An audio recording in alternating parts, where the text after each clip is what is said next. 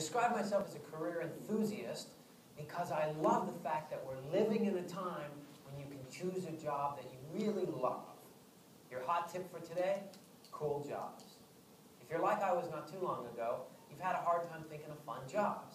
It's so easy to get stuck thinking there are only about 5 legitimate jobs to choose from. But the truth is that there are far more jobs than doctor, lawyer, nurse, teacher, and business person. And being able to identify 100 other cool jobs makes the difference between you getting an okay job and a great job. What I'm about to show you is an awesome resource, a tool that has changed people's lives. And best of all, it's easy to implement. Here it is. Get your hands on this book. This one's called Internships. There's another one called America's Top Companies. These are books of company listings. They're available in career centers, libraries, and bookstores. And it doesn't matter so much which book you choose, just that you get your hands on one and you flip through the pages and let your eyes feast on all the job options there are. And it doesn't hurt that if you happen to see one you like, all the hiring information is right there.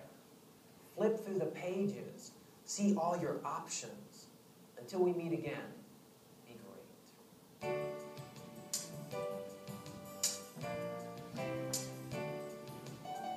So, how can you best prepare to enter this new workplace? First, you should be able to handle and respond to change. You might not actually change jobs frequently, but your responsibilities might change. Or, you might find yourself working at a number of jobs all at once, so you do have to change roles every day or every week.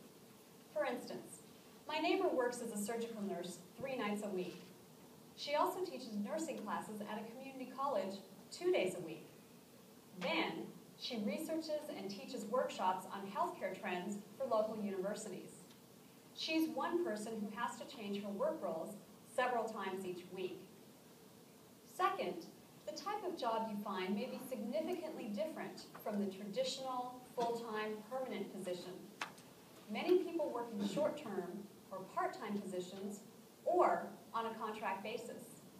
This trend will increase as more companies hire consultants to perform different functions. Third, all of this work role changing demands that you think of yourself as having a package of skills rather than a job title. What marketable skills do you have, and what marketable skills can you develop? What new skills will your industry demand in 5 years? I think increasingly that we will look for individuals that have some familiarity with the internet. And that's an area where a lot of people still are not very savvy about what is this internet, how do I use it, how do I do searches, how do I get information, how do I make an effective use of that. So a lot of times you have people that are on the internet for hours at a time and really haven't gotten very much out of it. So internet skills, I think, will be increasingly important for whatever industry you're in, that you can very effectively, very quickly go in, get some needed information, download it into your system, and be able to help yourself or help other employees. Fourth, plan on continuing your education, which doesn't have to mean that a PhD is in your future.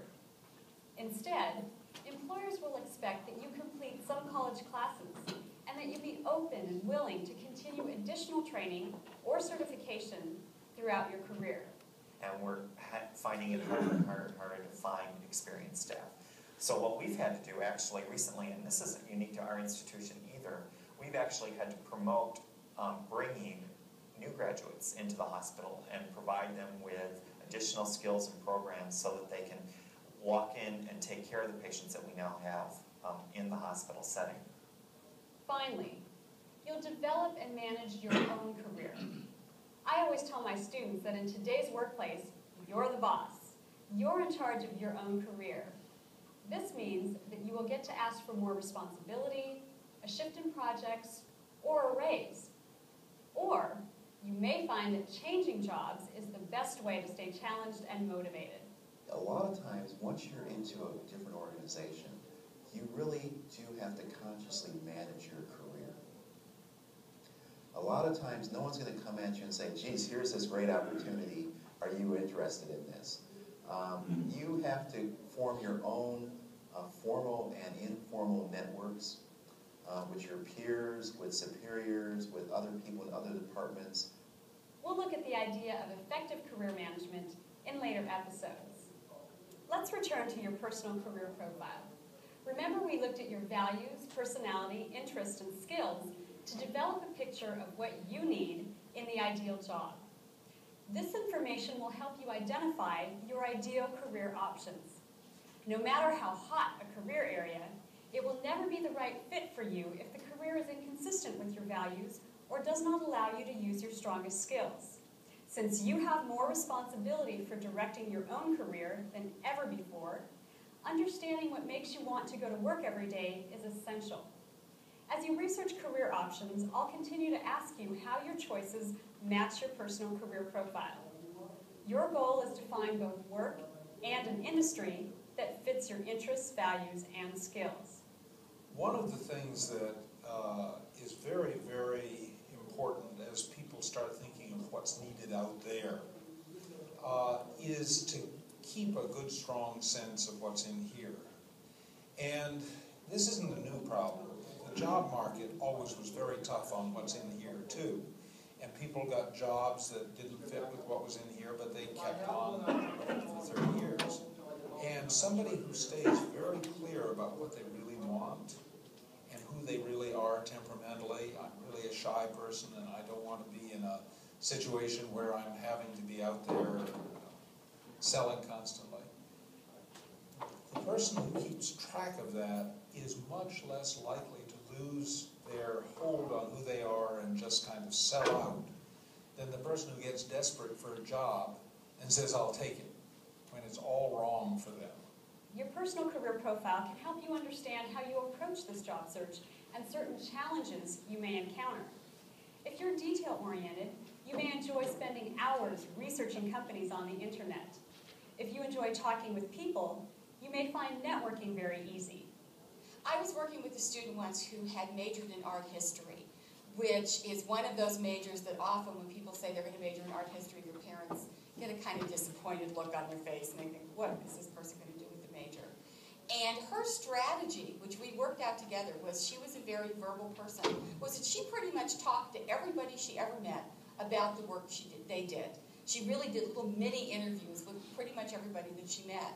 And she was ride-sharing one day, and somebody in the car she was doing that with. She was doing this little mini interview. This person was in architectural preservation, which in her area of the country was actually a growing field. And it was a perfect fit for her. By just hearing that person talk about the work they did, she had a career direction. Had she not been in that car at that time, she might not have found that field.